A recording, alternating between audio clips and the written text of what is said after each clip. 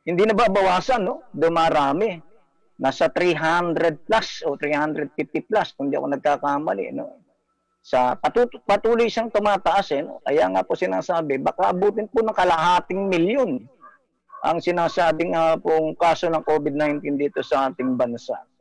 Eh ganun pa man bayan,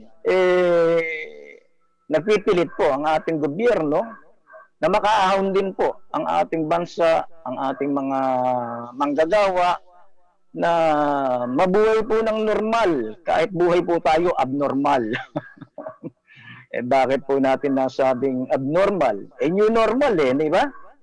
Eh ang new normal ngayon, para hindi ka makapitan ng COVID-19, mag-face mask ka, mag-face shield ka, lagi kang may bit-bit na alcohol. O yan, lagi po tayong ika nga po'y umiwas sa mga matataong lugar. Eh, ang problema bayan, eh nakakaiwas nga po ba tayo sa mga matataong lugar like Divisoria, Palengke, naku yung mula. O sinasabi nga po, mukhang pinaplano na po na ang curfew hour dito sa lungsod ng Maynila, mukhang babaguhin. O starting tomorrow, October 21. O mukhang magbabago na po ang oras ng curfew rito sa lungsod ng Maynila. Magiging alas 12 na po ng gabi, kung di ako nagkakamali, hanggang alas 4 po o alas 5 po ng umaga, no? Balita muna tayo bago tayo pumalaot sa mga napapanahong issue. Sa ngayon, tsaga-tsaga muna tayo ngayon, baisyon po tayo, no? Curfew sa Maynila, muli pong in-adjust. Ito yung balita po ni kasamang Andy ng Police Files Tonight. Ngayon pong October 20, bukas po pa lamang lalabas ito, no, sa mga dyaryo.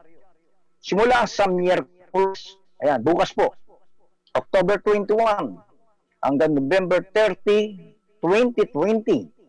Ang curfew hour sa lungsod ng Maynila ay mula alas 12 ng umaga alas 4 po ng umaga, at pagdating ng December 1st, 2020 onward ito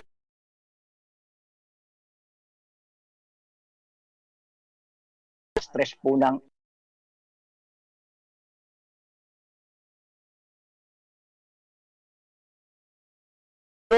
hanggang alas 5 po ng umaga.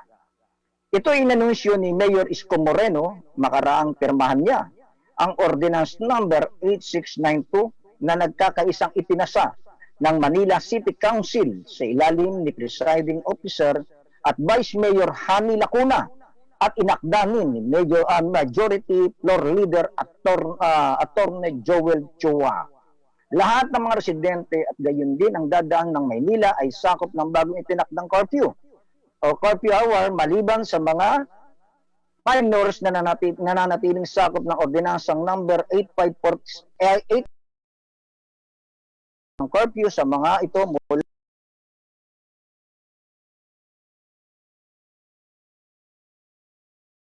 ng pulong ng Metro Mayors, MMD,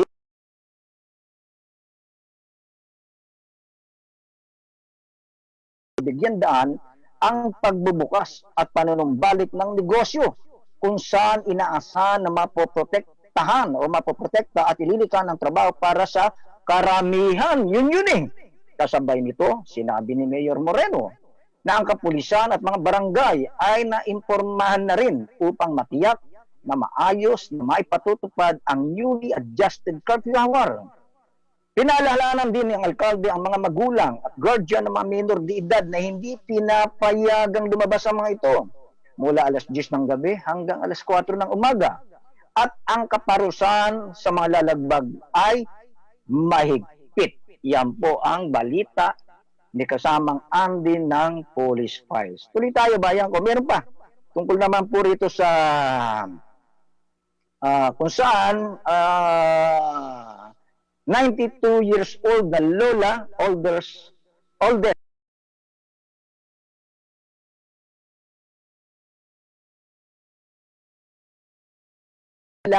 ang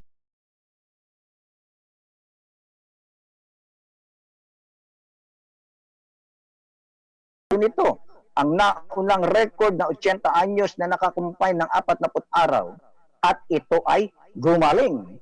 Tuwang-tuwang inanunsyo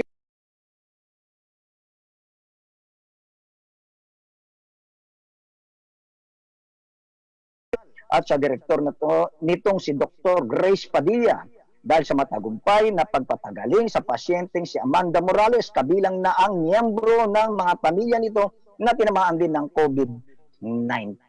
Sige po, bayan ko, meron pa. For Balitang Maynila muna po tayo. Ha? Dahil sa pag-impound ng pedicab at tricycle,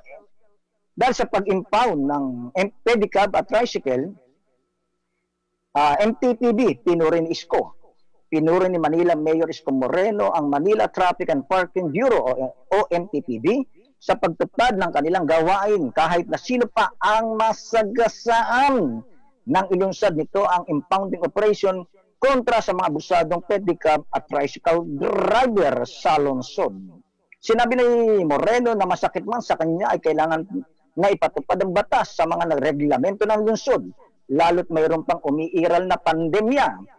Pinuri ng alkalde si MTPB Chief Dennis Biyahe matapos nitong impound ang mga tricycles, pedicabs kung saan mga drivers nito ay patuloy na lumalabag sa mga batas ng lungsod sa pamamagitan ng sobrang taas ng singil sa pamasahe, sa mga pasahero, sa kabilang ulit-ulit na babala.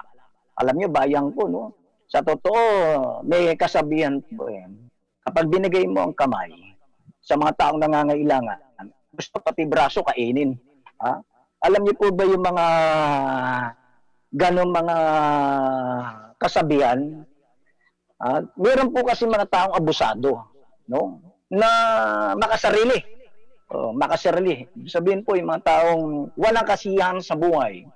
Alam natin, bayan ko, na dubang ika nga po yung maraming kinaharap po na problema ang ating mga kababayan. Hindi lamang po siguro itong mga drivers, maging kanilang mga pasahero. Doon po, nakikiusap sila na sila bigyan ng pagkakataon na makapamuhay ng maayos, kumita ng maayos. So, ang mananlusod ng Maynila, si Isko Moreno, hindi naman po maramot. Sabi nga bayan ko, siya laking mahirap din. Laki siyang palaboy, laki siyang dati rin po maglulupa. Ang kanyang pananaw, dapat po yung mga mahirap na humingi ng tulong, kanyang maakap at mabigyan po ng pagkakataon na makapamuhay ng maayos. No? Kaya nga po, natatandaan niyo po yung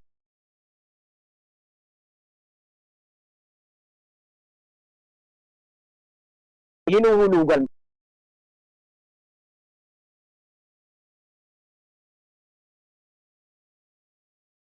Kaya lang nga po, umabuso yung mga nakaraan para silang siga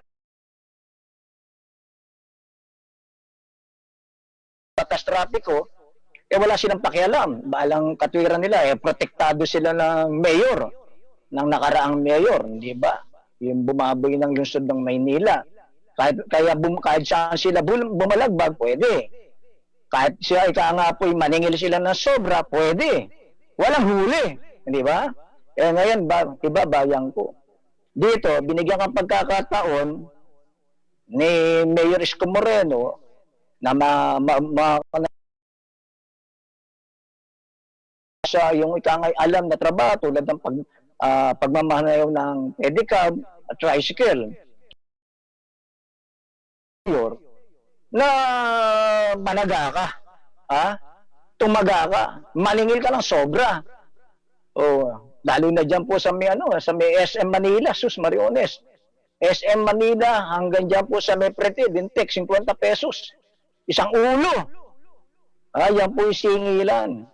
Halimbawa, dito sa Gagalangin, papunta naman ng SM o pa Divisoria, ganun din, 50. Sus Mariones, kung ikaw at sasakay ka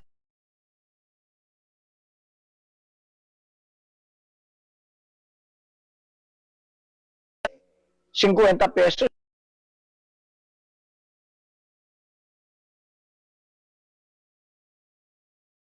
Kaya yun,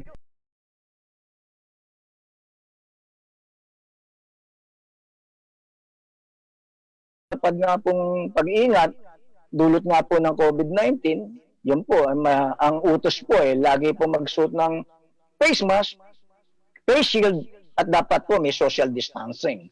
Marami po bayan ko, yung mga kamoting mga pedicab drivers, tricycle drivers, sus mariones bayan ko.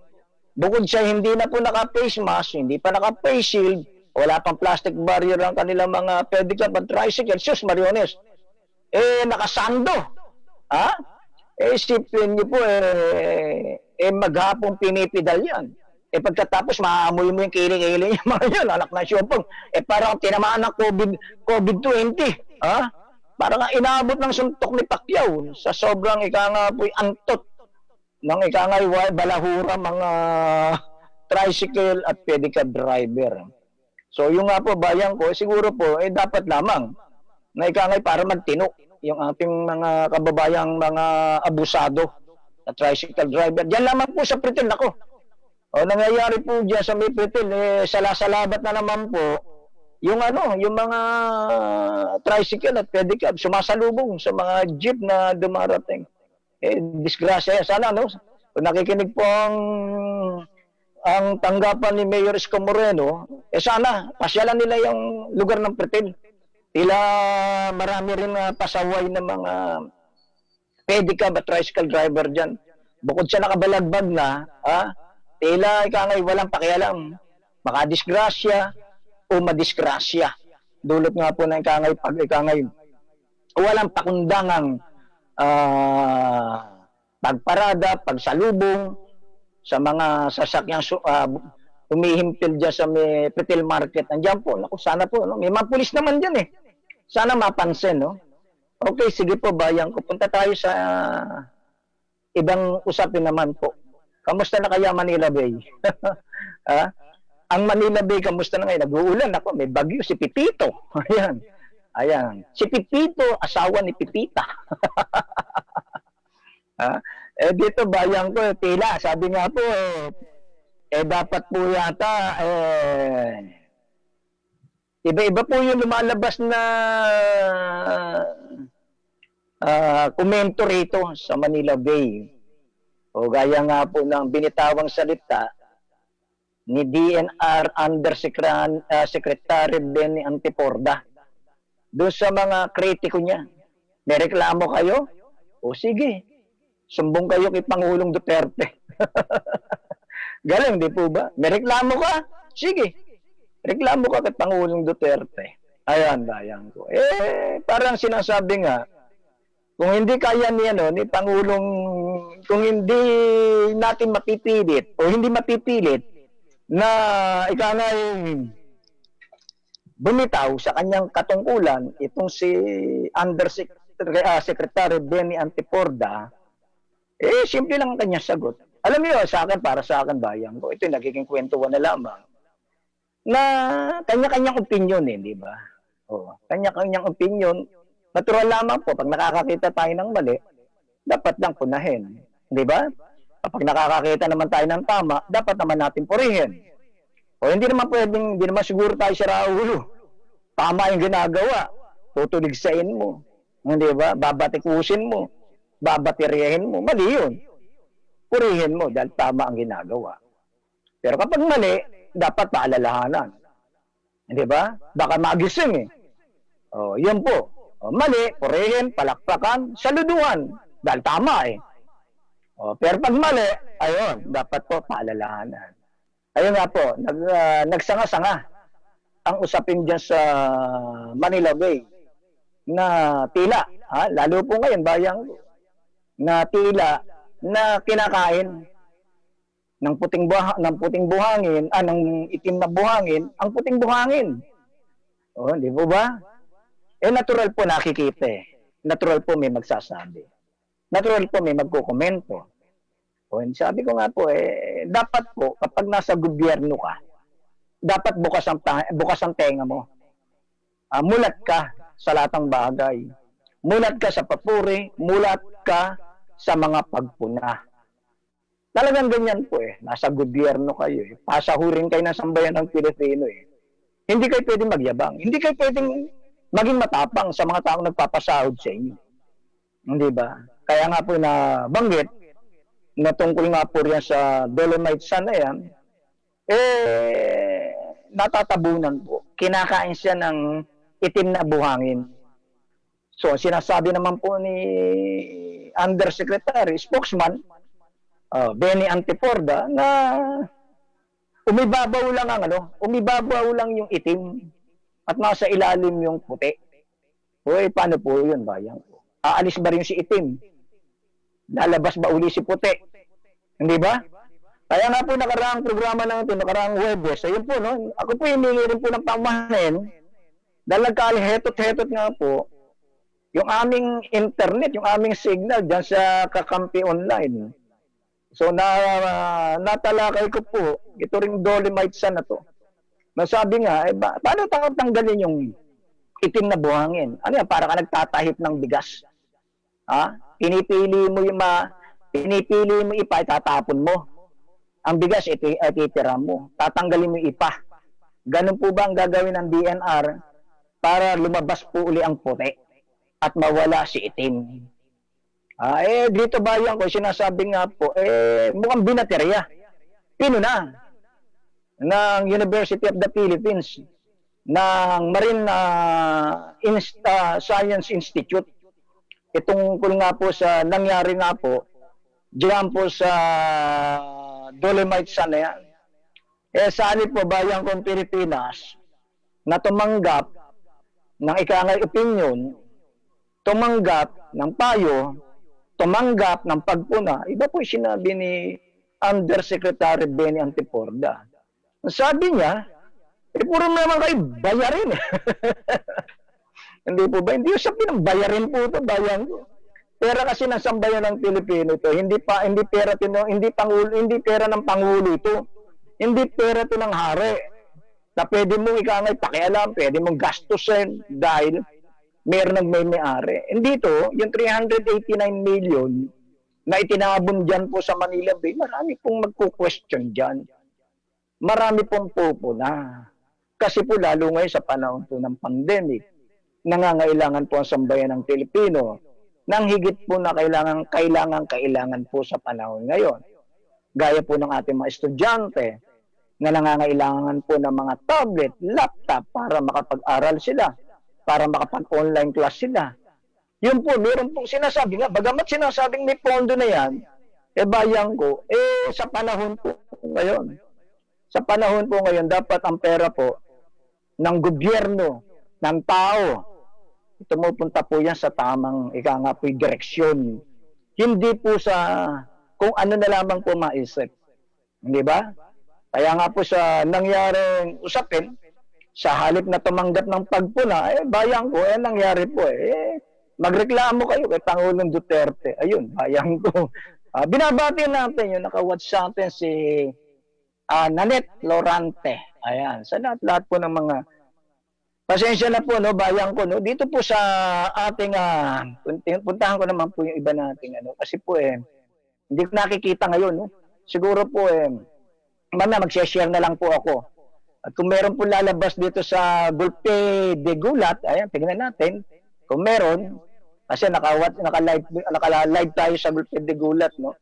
Ngayon, bayan ko, sinasabi nga po, natural lamang po sa usapin ng ganitong pera ang usapan, dapat po maging mulat po tayo. Ngayon, puntahan naman po natin yung DPWH. Ayan, yung sinasabi ng maraming dupang, maraming buhaya. Alam niyo po bayan ko, nung paman, number 1 na ahensya ng gobyerno na maraming buhaya, maraming korap, yan pong DPWH. Sumunod po dyan, DepEd pagkakaalam ko din, sumunod po dyan yung DepEd, tapos po DOH, marami pong sangay ng gobyerno na hindi nawawala ang buhaya. Dito po, nakaraang pong ika nga po statement na pagbibigay ulat po ni Pangulong Duterte, nabanggit niya, no? Sabi niya parang laro lang, paulit-ulit lang. Siya po may sabi nito, tungkol nga po dyan sa napakalaking kwarta na nasasayang po dyan po sa ahensya po ng DPWH. Sino po ba yung leader dyan? Sino po ba yung pinuno ng DPWH, Department Public Works and Highway? Bayang po. Sino po ba ang pinuno dyan? Siyempre po. Sabi nga mayaman super rich o super rich. Bilyonaryo. Pinaka-apat yata ang pamilya yata nito, pinaka-tatlo o pang-apat na pinakamayaman sa buong Pilipinas. Number 3 o number 4 po ang Villar family. Pag binanggit mo ang Villar, malalabas po yung ika nga po yung ama po ni DPWH Secretary Mark Villar. Lalabas po dyan. Sino ba si Mark Villar? Anak po ng dating congressman. Naging Speaker of the House, si Manny Villar. Anak po ng senador po ng ating bansa, ni Cynthia Villar. Yan po si Mark Villar, ang secretary po ng DPWH. Nabanggit po ni Pangulong Duterte, nakarang kanyang ika nga po pagbibigay ulat sa sambayan ng Pilipino, dyan po sa DPWH, marami pong ika nga po corrupt na opisyal po ng gobyerno. Babalik na naman po ba ako doon sa pangako ni Pangulong Duterte? After 3 months, 3 months to 6 months, wala nang corrupt sa ating bansa kapag siya'y nanalong Pangulo ng bansa. So, siya nga pala, pinasasalamatan ko. Yung piloto po ng programang Kakampi Online, nito pong Gulped de Gulat shoutout.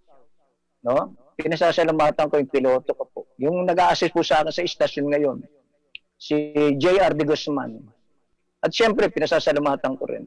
Yun, naka-watch sa atin.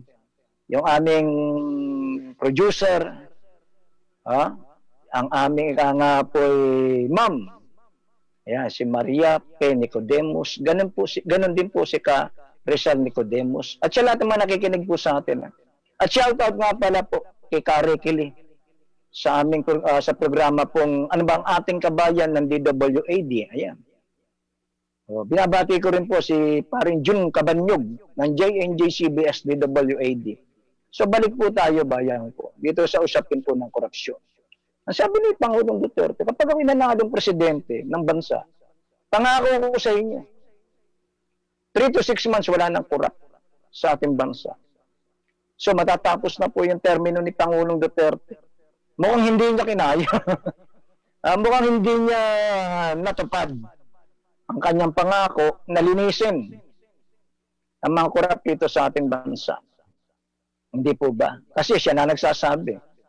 Laro lang yan dyan sa DPWH. Maraming korap dyan. Maraming manyanyakaw. Except, ayan, may sinabi siya. Maliban. Alam niyo, si Pangulong Duterte, magaling umarangkada to. Parang sports car to.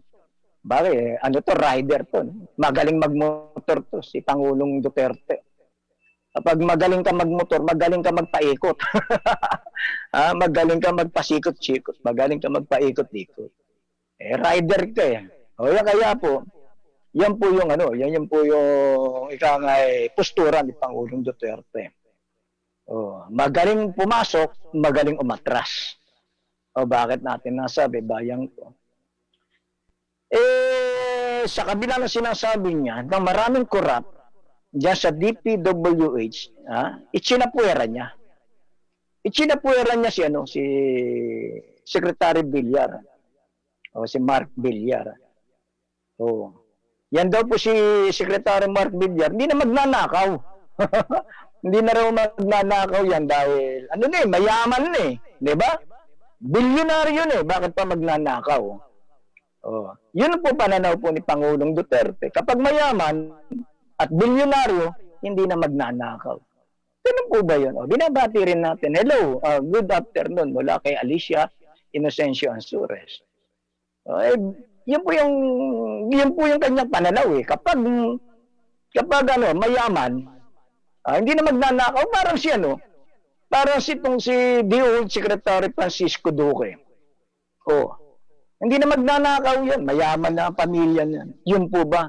Yun lang po ba batayan? Yun po ba yung pananaw ng isang mga leader ng ating bansa na kung saan kapag mayaman, bilyonaryo, hindi na magnanakaw? Bayan ko. Alam niyo po, ako po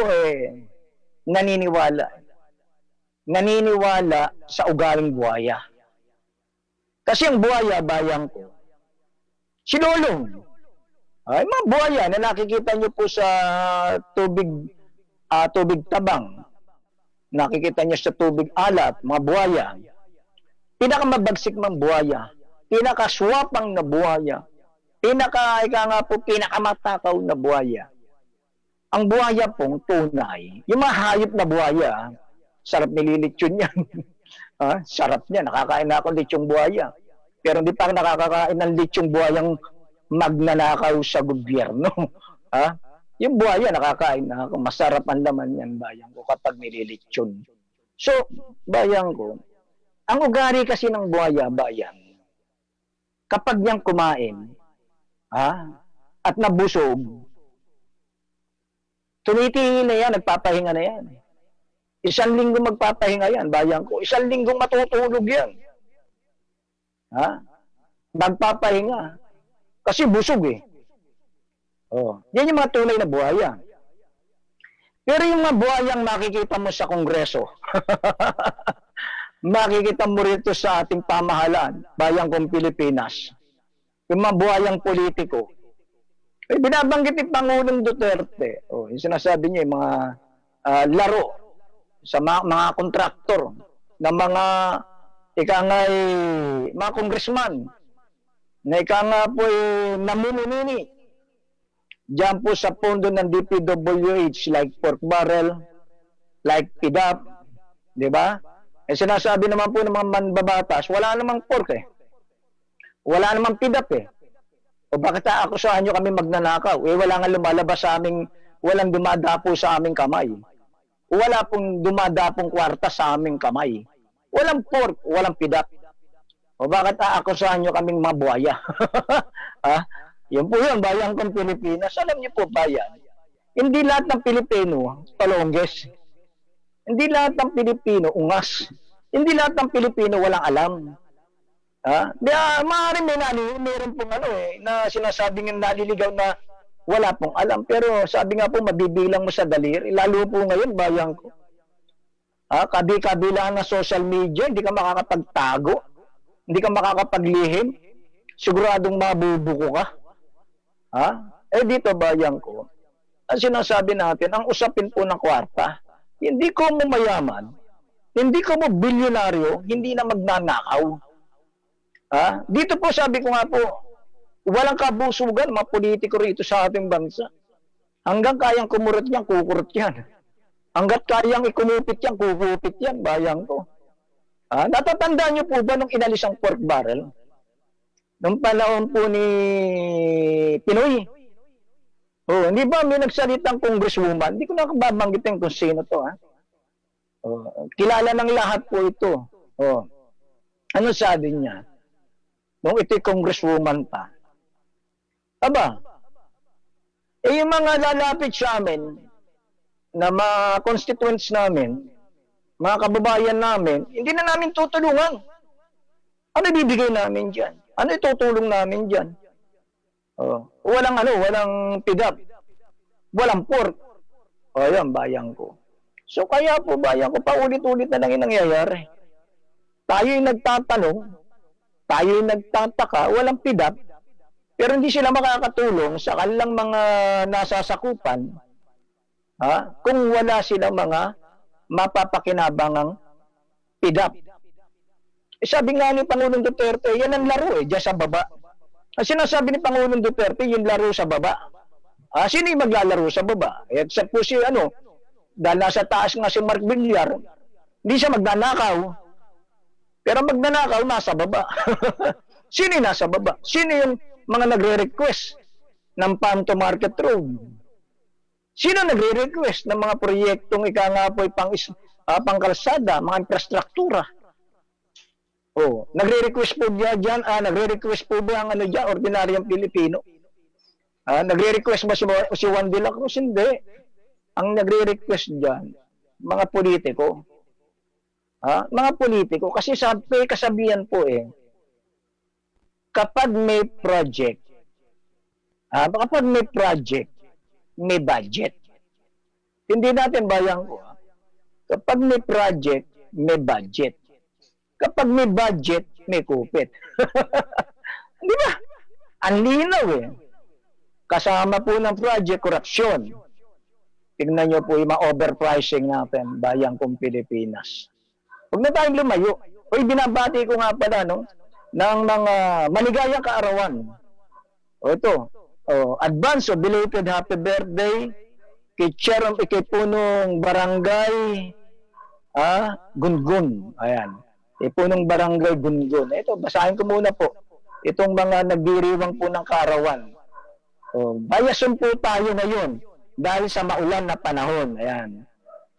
Belated happy birthday to Maring Neni Ching. Uy, Mare, hindi ka nagpakanton Maring Neni Ching Mukhang nakalimutan mo kami na parang Rene Tinoco Ayan. At advance happy birthday to paring Jerry Tan.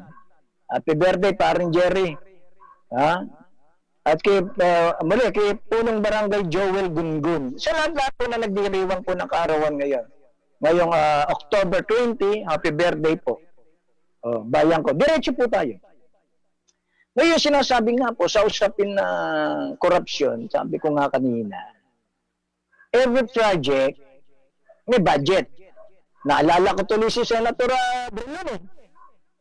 Dahil kung saan kinwestiyon niya rin ng DPWH dahil mukhang mayroon pong pondo na bilyon ng halaga, hindi naman alam kung daang bilyon na kinwestiyon po ni Senator Drilon ang DPWH kasi may nakalaan pong napakalaking halaga na daang bilyon pero wala pong pagtutunguhan na wala pong paglalaanan. Ito po nabanggit ko po itong nakaraang programa ko nung nakaraang Huwebes. Dahil hindi niyo po napakinggan dahil nga po sa lintek na internet na yan, pumugak-pugak po. Kaya po bayan ko hindi po napakinggan at hindi napanood. Ngayon po inuulit ko lamang ito pong mga tinalakay ko na nakaraang Huwebes. Kinu-question po ni Senator Drilon, saan dadalhin? Bakit may nakalaang malaking pondo, bilyong halaga, daang bilyon, pero walang proyektong pupuntahan? Medyo questionable nga po. Nauso na po ba ngayon? Walang project, may budget. Alam ko dapat po may budget para may project. So walang project, may budget. Yun po, questionable pong malaki yan, bayan ko. Isang malaking, sabi nga po, isang malaking kaulilan yan na hindi mo alam kung saan pupunta ang pera. So gaya nga na sinasabi ni Pangulong Duterte, exempted. Maraming corrupt sa DPWH, maliban kay Mark Villar. So, sabi nga po, napapataas yung kilay natin, pati balbas natin, namumuti kapag halimbawa po ganyan ang usapin. May budget, walang project. May project, pero malaki po ang kupit. Sos Mariones. Sige po, bayan ko. Nakakaulil, hindi ba? Meron na po tayong oras na alas 2:44. Yan, bayan ko. Minsan po, dito po, ito ang hirap sa atin kapag wala tayong background music. Dire-diretso tayo rito sa, ika nga po, usapin ng mga uso na nauuso ngayon. Ito po, basahin ko naman po itong ika nga po, naku ha. O, dagdag pasahero sa MRT, LRT at PNR ay pinayagan na po. O, pinayagan na po ng IATF. O, 30% sa mga pasahero na MRT, LRT at PNR, pwede na 30%. O, bayan kong Pilipinas, dito po bayan ko, kailangan na pong ikangay kumita. Kailangan na po ng gobyerno ang ekonomiya, no? At dito nga po bayan ko, hindi mo maikakaila ang kaso po ng COVID-19 po rito sa ating bansa. At rito mataas. Isipin nyo araw-araw 3,000. Hindi bumababa sa 3,000. O meron man po dyan 2,000 mahigit. So bayan ko dito po, ang katapat po ng buhay ngayon, pera, kwarta, ekonomiya. Hindi po ba? Dito bayan ko, ano ba pipiliin natin? Gaya po namin, kami mga magkakasama pong mga reporters ng Manila City Hall. Kami po takot eh. Takot kaming malago eh. Lalo nga magbe-bear dito si parang Jerry Tan. O sabi ni parang Jerry, pag wala ng COVID, tsaka tayo magsalo-salo, tsaka tayo magkita-kita, tsaka tayo magchichaan. Alam niyo po, kapag ganito may birthday sa amin, nagkikita-kita kami. Maski na po ipagpunta sa aming tanggapan, diyan po sa Manila City Hall, diyan sa second floor. Yung macro office po. Kasi po, bayan ko, karamihan po sa amin, mga reporters, ano na po senior citizen na O ilan na lang ang hindi senior citizen yan. Pero majority po, senior citizen po, yung reporter ng Macra. O ang hindi na lang senior dito, itong si si Mylene, si Mylene, paring Andy, ganun pa man, marami pa rin. No? Pero mas marami po ang senior citizen. Kasi po, bayan ko, bawal lumabas Mas madaling kapitan po ng COVID-19 ang senior citizen. Kasi nga po, mahina po yung kanilang mga immune system. Kaya nga po, nag-iingat. Binabati ko si Melissa Fernandez. Maulan na hapon po sa lahat. Ayan. Sige po, bayan ko. Dito po, sinasabi nga po natin, bayan ko Pilipinas. No? Sa pagpayad po na 30% na po na mananakay ng PNR, LRT at MRT, pinapayagan na po. No? Ang tanong bayan ko, after nitong pinayagan na 30% mga pasahero na aakyat o sasakay ng LRT, madagdagan kaya ang kinapitan po ng COVID-19? Ang sinasabi po, kailangan na pong kailangan na po ng gobyerno, kailangan na po ng ating pamahalaan na kumita Kailangan na pong makabawi. Ano yung panghahawakan natin? Ano yung pwede natin pananggalang dito sa COVID-19? Sabi nga po, wala pang gamot. Wala pang bakuna. Ano po yung pwede natin ipanlaban? May namamatay. Bagamat may nakakabawi, may nakaka-recover sa naturang sakit na COVID-19, meron pong namamatay. At patuloy na dumadami. Sabi ko nga, pwedeng abutin ng kalahating milyon by December. Kasi nasa 300 plus na tayo, nasa 360 plus na tayo. 1,000 ang kinapitan po ng COVID-19. Ano pong buwan ngayon? October. Susunod, November. Another 30 días po tayo, 30 araw. Araw-araw may nadadagdag na 3,000. Hindi bumababa sa 3,000. Bayan kong Pilipinas.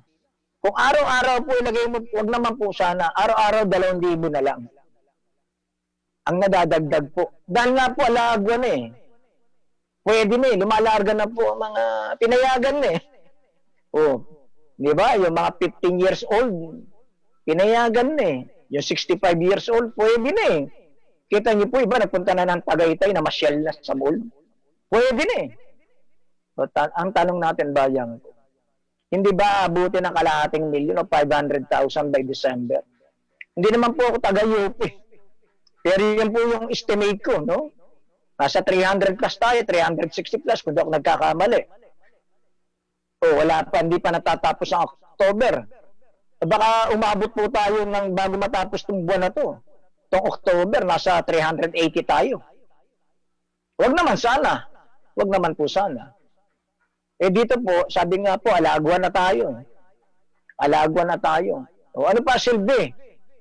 Yung aming ika nga po, kami pong umiiwas po na mga kapitan ng COVID-19. Ano pa silbi kung binibigyan na po ng kalayaan ng gobyerno ang mga senior citizen at mga minor de edad na umalagwa na po. Lumakad lang. Ha? Ayan, bayang ko. Eh ano po yung panghahawakan? Ano po yung magiging ika nga po pananggalang sa nasabi nga pong sakit na COVID-19? Yun po yun, bayang kong Pilipinas.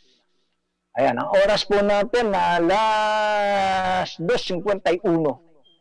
In punto, sabi nga po 2:51 po ng hapon sa programang Shout Out Grupe de Gulat. Okay, sige po, bayang. Tuloy tayo. Iba-iba yung mga issue. Para tayong, mahirap lang po wala kakwentuhan, para tayong tanga rito, salita ng salita. Pero okay lang po yan. At least po, nailalabas natin yung sentimiento di asukal nating mga Pilipino. Alam niyo po, bayang, bawat Pilipino may karapatan. Bawat tao may karapatan pumuna, magsalita, lalo na kung taxpayer ka. Sa ibang bansa, bayang ko, iba. Iba ron. Kapag sila yung taxpayer, lahat yata ng karapatan nasa kanila. No? Lahat ng karapatan nasa kanila. Pinasasahod ko yung mga lintik na yan, yung mga nasa gobyerno. Oh, kaya karapatan kung silang punahin kung sila'y nagkakamali. Hindi ba? Ngayon po, viral bayang.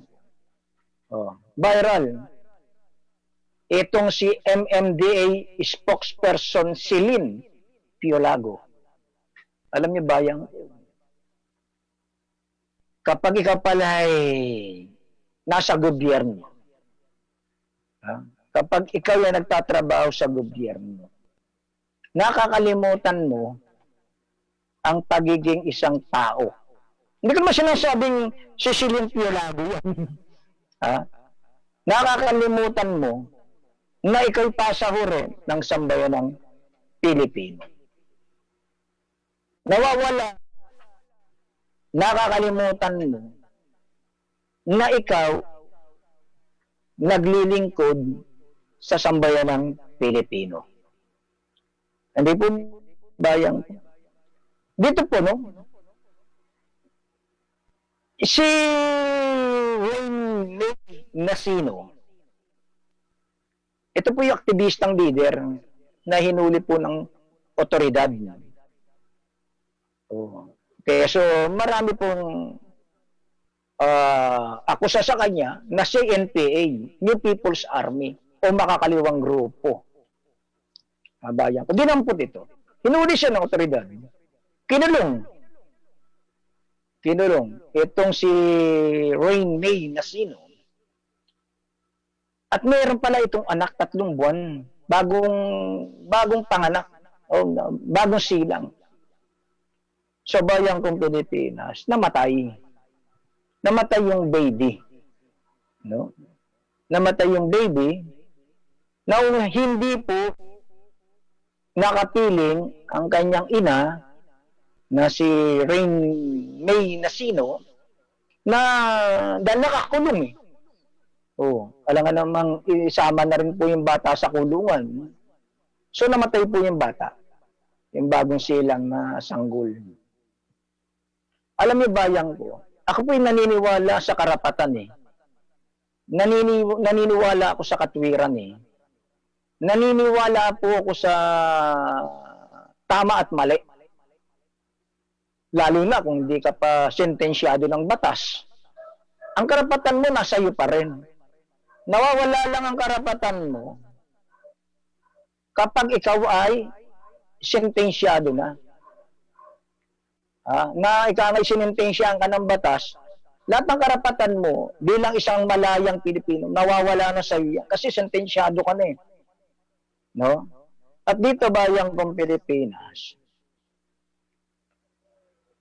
humingi po ng tulong sa korte ang abogado, ang pamilya nitong si Rain May Nasino para payagan siyang makapunta sa burol ng kanyang anak. No? Na binigyan naman po ng paglingap ng ating batas, ng korte, na kung saan nga, ang pagkakaalam ko, 3 araw po dapat ito nakapiling doon sa burol ng kanyang anak. So, mapilang mga otoridad, ang PNP, at binawi po ng korte, ang binigay pong 3 araw. Ginawa na lang po yata 3 oras o 4 na oras. No? Ganun pa man, tinanggap na rin po ng ika nga po pamilya ng ina ng bata na si Rain May Nasino na mapuntahan niya yung kanyang anak at mapuntahan para makita niya ang burol nito. So, ang nangyari po, bayan po, pinayagan po ng korte ng 3 araw pero binawi po, ginawa lamang 3 oras o 4 na oras. So, dun po, sa pagpunta po sa burol, bayan kong Pilipinas, nakaposas. Nakaposas yung pobre. Ako, bayan ko, sabi ko nga po, wala akong ginakampihan dito. Kapag halimbawa nagkasala ka sa batas, dapat lamang kung magdusa ka. Dapat lang maparusahan ka. May ginawa kang labag sa batas eh. May ginawa kang kasalanan sa batas eh. Dapat lang maparusahan ka. So, bayan kong Pilipinas, ang nangyari po, pinayagan naman po ito ng otoridad ng sangay ng ating pambansang kapulisan, Philippine National Police, na kung saan, bayan ko, pinayagan, pero nakaposas, naka-PPE, bayan kong Pilipinas, sandamakmak, ang ika nga po'y mga security. Bakit po ganun? Ganun kahigpit. High-profile criminal po ba itong si Rain May Nasino? Para ganun ng tratong gawin sa kanya. Sa akin po, bayan ko, hindi pa sentensyado eh. No, hindi pa siya talagang nahatulan ng guilty. Hindi pa. Siya kasalukuyang pa lamang akusado. Hindi pa sentensyado, bayan ko. So marami po nakisimpatya. Maraming naawa. So bayan kong Pilipinas, dito, ang punto po natin, bayan ko, ito si Celine Piolago, MMDA spokesperson, nagbigay po ng komento. Nakalimutan niya na siya nasa gobyerno. Nang kanyang sinasabi, hindi lahat ng isang inang nakakulong nakakapunta sa libing ng kanyang anak. Masyado nyo lang ginagawang pang-drama serye sa hapon ang paghihinagpis niya, tigilan nyo niya. Bayan kong Pilipinas, mukhang bagamat sinasabi nitong si Piolago na hindi niya patungkol kay Nasino ang kanyang ika nga po'y pagbibigay ng komento, kundi doon sa mga taong nakikisimpatya, nakakalimot yata po si Ma'am Celine Piolago na siya isa ring babae na pwedeng maging ina. Kung halimbawa po babalik pa rin ang pangyayari at lalagay siya sa posisyon itong si Ma'am Rain May Nasino, ano kaya ang kanyang magiging damdamin? And alam niyo, bayan ko, naniniwala po ako ang Pilipino maawain. Naniniwala po ang Pilipino mayroong pusong ika nga po nakikisimpatya sa nakikita niyang naaapi. Alam niyo, bilib ako rito kay Ma'am Celine Piolago. Bilib ako rito kapag nagsalita siya. Lalo na sa mga programa, proyekto ng MMDA, magaling. Magaling. Saan? Maganda pa ito. Bayan ko.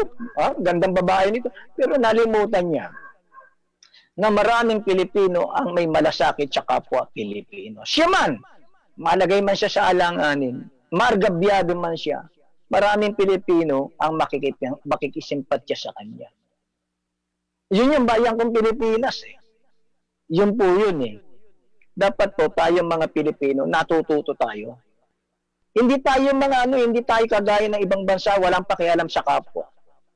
Walang pakialam sa kanilang mga kababayan. Tayo po Pilipino. Dugo natin Pilipino, salita natin Pilipino. Itsura natin Pilipino. Para tayong nawawala yata tayo sa ating sarili. Na ang posisyon sa gobyerno, pansamantala lang yan, bayan ko. Ano nga yun po, 2020, bumilang ka lang na isang taon. 2022, 21, 22, eleksyon na po. Hindi habang panahon nakaposisyon kayo. Sana maglagay kayo ng maiiwan niyo po. Habang kayo nanunungkulan sa gobyerno, meron kayong may pagmamalaki sa inyong mga anak at apo na meron kayong iniwang maganda sa ating bansa. Yun yung bayan kong Pilipinas. Muli po bayan kong Pilipinas, no? Muli po sa lahat po ng mga nag-like. Pasensya na po, no? Sa mga, hindi ko kasi nababasa yung mga komento. Kanya po, sagutin ko na lang yan, no? At yung mga nanonood po, nag-like po sa atin, yung mga suki nating nakikinig dito sa Shoutout, Gulpid de Gulat, mga miyembro, isang maligayang araw po sa inyo ng Martes. Ingat po may bagyo tayo, si Pipito, asawa ni Pipita. Hindi po bayan ko, ingat po tayo, ingat tayo sa COVID-19, iwas tayo sa bagyo, lagi tayong magdasal. Sabi nga bayan walang gamot sa COVID-19, walang bakuna. Ang gamot at bakuna, disiplina, at pagdarasal po. Mabuhay po ang sambayan ng Pilipino. Salamat JR. At siyempre kay Mampe, kay Carizal, mabuhay po kayo.